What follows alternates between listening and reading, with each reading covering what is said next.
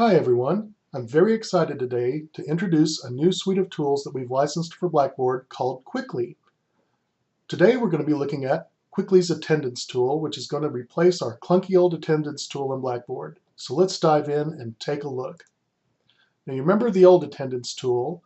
It was built by Baylor University for Blackboard and was kind of clunky and didn't have a lot of features.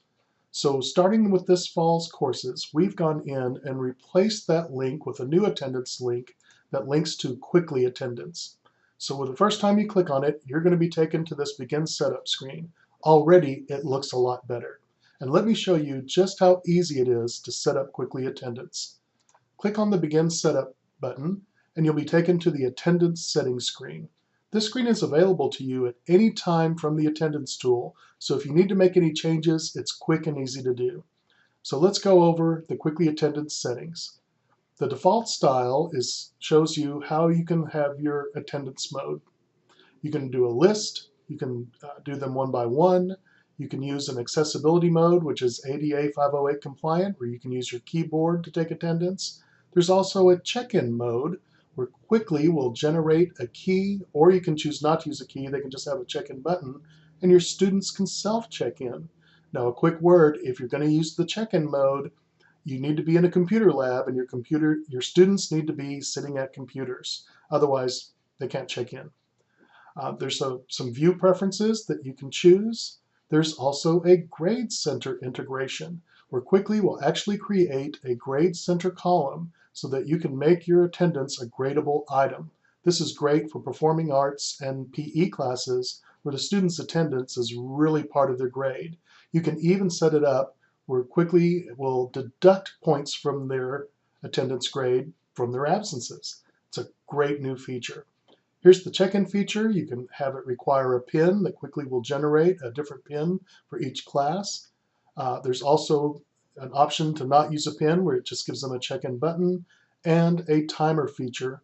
I recommend setting your timer for if you're going to use the check-in feature for somewhere between 2 and 5 minutes. That way if your students come in very tardy, they just can't grab the number and check in.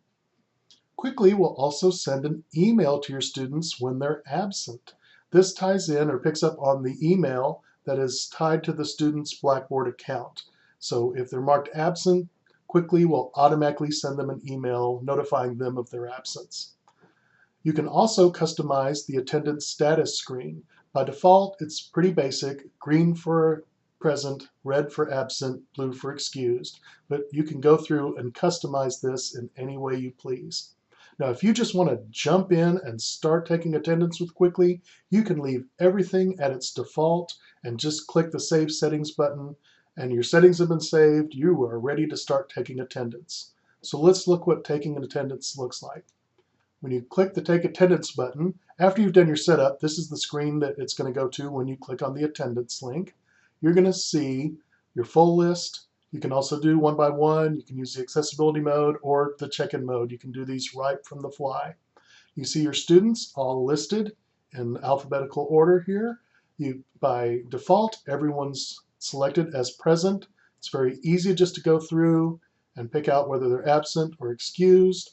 There's also a comment section next to every student where if someone's excused or absent, you can click on this and give yourself a note. This is private for the instructor. The students don't see this. That way you can make a comment or a note for a student's absence. You can also title each session. That way, if you have multiple attendances in a single day, say you've got a lecture component and later a lab, you can title them lecture and lab, and you can take multiple attendances in a day. You can also use the custom feature to go back and say you forgot to take attendance on a certain day. You can go back and take attendance on that day. Also, because it's got a time feature, you can set it up depending if you had multiple classes. You can set your time up for that as well. So it's very simple to go in and change your dates and time. So once you've got your attendance laid out the way you need to, just click Submit Attendance. Presto, you're done. Now let's take a look at what our attendance record looks like. I'm going to jump into this other course where we've done some attendance in here. We're going to look at our attendance record. And you can see this is what the attendance record looks like. You've got greens for presents, blue for excused, red for absences. It's also, and you can see the points, the total points for the attendance and the absences. Now, if you need to make a change, again, making a change on the fly is very easy. Say Fred Qwickly comes to me and says, Mr. Ronrud, I was there on July 11th. Don't you remember? I snored so loudly you had to wake me up twice. I can say, okay, Fred, you were there. So I'm going to click on that column, or that cell in the column, change it to present. I can mark a note in there. Fred woke me up snoring. Save record. And there we go. We've made that change. Also, we can go back and change it to an absence if it was mistaken. So it's very easy to make changes in Qwickly right on the fly. Well, that's the basic Qwickly setup and the attendance record. If you have any questions, we're going to be doing some workshops on Faculty Workshop Day, so please attend one of those to get some more information. Or, of course, give us a call here at Blackboard Support, and we'll be happy to go over Qwickly Attendance and all its features with you. Thanks so much for watching. Have a great day.